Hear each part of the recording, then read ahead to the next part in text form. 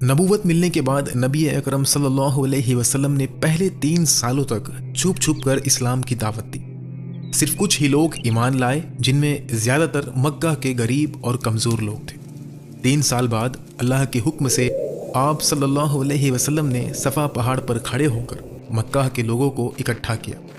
آپ کی امانت داری اور سچائی سے لوگ واقف تھے، اس لیے سب جمع ہو گئے۔ آپ نے ان سے پوچھا، اگر میں کہوں کہ اس پہاڑ کے پیچھے ایک دشمن کی فوج چھپی ہوئی ہے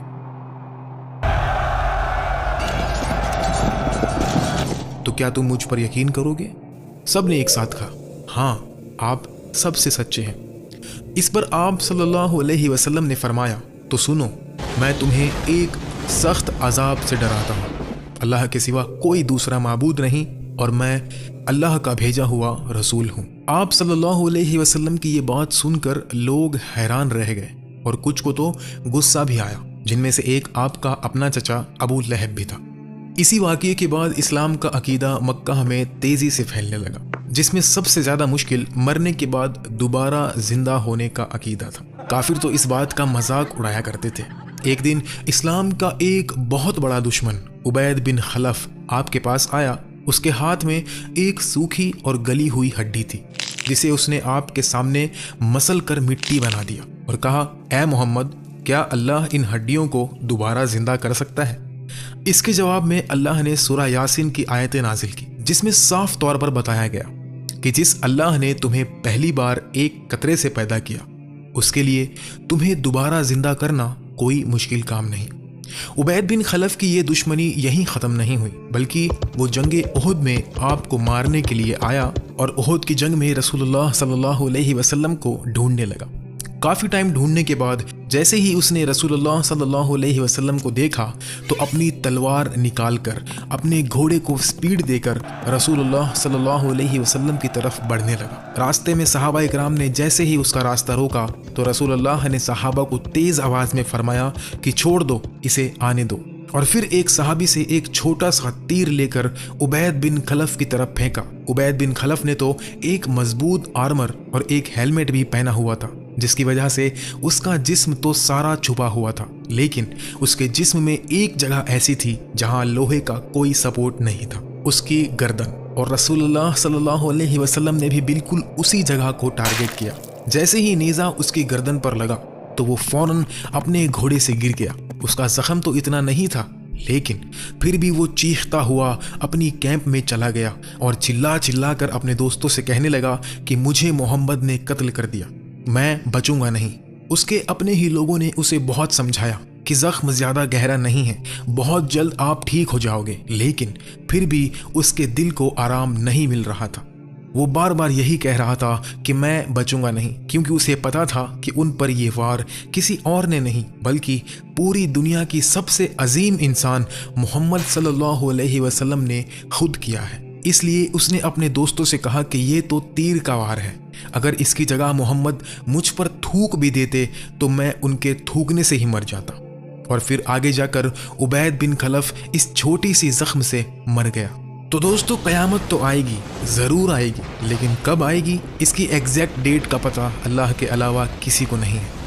ہاں، محمد صلی اللہ علیہ وسلم نے ضرور اس کی کچھ نشانیاں بتائی ہے، جس میں سے کافی ساری نشانیوں کو ہم پورا ایکسپلین کر چکے ہیں۔ دجال اور یاجوج ماجوج کے فتنوں کو ختم کرنے کے بعد حضرت عیسیٰ علیہ السلام زمین پر اتریں گے۔ وہ 7 سال تک دنیا میں رہیں گے اور پوری دنیا کا نظام اسلامی اصولوں پر چلائیں گے۔ ان کا پہلا بڑا کام عیسائیوں کی سب سے مقدس چیز صلیب یعنی جو کراس کو توڑنا ہوگا۔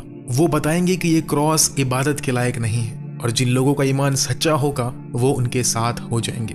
حضرت عیسیٰ علیہ السلام کا دوسرا بڑا کام سور کو ختم کرنا ہوگا۔ سور کا گوشت اسلام میں حرام ہے، کیونکہ اس کی فطرت میں بے شرمی شامل ہے۔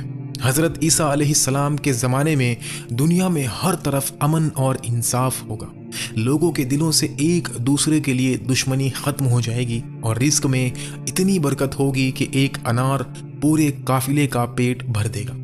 لیکن جب حضرت عیسیٰ علیہ السلام کی وفات ہو جائے گی تو لوگ دھیرے دھیرے اسلام سے دور ہونے لگیں گے۔ وہ پھر سے شرک، زنا، شراب اور قتل جیسے گناہوں میں مبتلا ہو جائیں گے۔ بلکہ ان کی حدیں پار کر دیں گے۔ تو جب حالات اتنے بگڑ جائیں گے تو اللہ ایک ٹھنڈی ہوا بھیجے گا جو ہر اس شخص کو ختم کر دے گی جس کے دل میں اللہ کا نام ہوگا۔ اس طرح دنیا سے تمام مسلمان ختم ہو جائیں گے اور صرف وہ لوگ بچیں گے جن کا اللہ سے کوئی تعلق نہیں ہوگا۔ ان کا رہن سہن جانوروں جیسا ہو جائے گا۔ وہ کھاتے پیتے، لڑتے جھگڑتے اور لوگوں کے سامنے بے جھجک زنا کریں گے۔ انہیں اپنے ان برے کاموں پر کوئی شرم محسوس نہیں ہوگی۔ ایسے ماحول میں ایک رات جب لوگ سو رہے ہوں گے تو صبح اٹھ کر دیکھیں گے کہ دنیا کی تمام قرآن صاف اور کورے پنوں میں بدل چکی ہے۔ اللہ کے کلام ان کے دلوں اور زبانوں سے بھی اٹھا لیا جائے گا اور وہ ہمیشہ کے لیے صرف اللہ کے پاس لوح محفوظ میں باقی رہے گا۔ اس کے کچھ ہی وقت بعد دنیا کی دوسری سب سے مقدس چیز کعبہ کو بھی گرا دیا جائے گا۔ ایک حبشی آدمی اپنی پتلی ٹانگوں کے ساتھ خزانے کے لالچ میں یمن سے مکہ آئے گا اور کعبہ کو کلہاڑی سے توڑ کر گرا دے گا۔ اللہ اس بار کعبہ کی حفاظت نہیں کریں گے کیونکہ یہ قیامت کی ایک نشانی ہے۔ کعبے کے گرنے کے بعد دنیا میں کوئی بھی مقدس جگہ باقی نہیں رہے گی، اور کچھ حدیثوں میں آتا ہے کہ اس کے بعد کوئی نیا بچہ پیدا نہیں ہوگا۔ دنیا میں صرف جوان لوگ ہی رہ جائیں گے جو گناہوں میں ڈوبے رہیں گے۔ ایک دن جب وہ اپنے گناہوں میں مشغول ہوں گے تو اچانک ایک عجیب سی آواز شروع ہوگی۔ شروعات میں تو وہ آواز بہت پیاری لگے گی، لیکن دھیرے دھیرے وہ اتنی تیز اور خوفناک ہو جائے گی کہ اسی کی شدت سے دنیا میں ایک بہت بڑا دھماکہ ہوگا اور تمام لوگ مر جائیں گے۔ یہ حضرت اسرافیل علیہ السلام کا پہلا سور ہوگا۔ تو جب سب مر جائیں گے تو اللہ ملک الموت سے پوچھیں گے کہ کون باقی ہے۔ وہ کہیں گے صرف میں، جبرائیل، میکائیل اور اسرافیل باقی ہے۔ اللہ ان تینوں کی روح قبض کرنے کا حکم دیں گے اور آخر میں ملک الموت اپنی روح قبض کر کے مر جائیں گے۔ اس پورے جہان میں صرف اللہ کی ذات ہی باقی رہے گی۔ اس کے بعد اللہ حضرت اسرافیل علیہ السلام کو دوبارہ زندہ کریں گے اور وہ دوسرا سور پھونکیں گے۔ اس سور کی آواز سے تمام لوگ اپنی قبروں سے اٹھ کر میدان محشر کی طرف دوڑیں گے۔ سورج 1 میل کی دوری پر آ جائے گا اور لوگ اپنے گناہوں کی وجہ سے اپنے پسینے میں ڈوبے ہوں گے۔ یہیں سے 50,000 سال کا وہ سب سے مشکل دن شروع ہوگا۔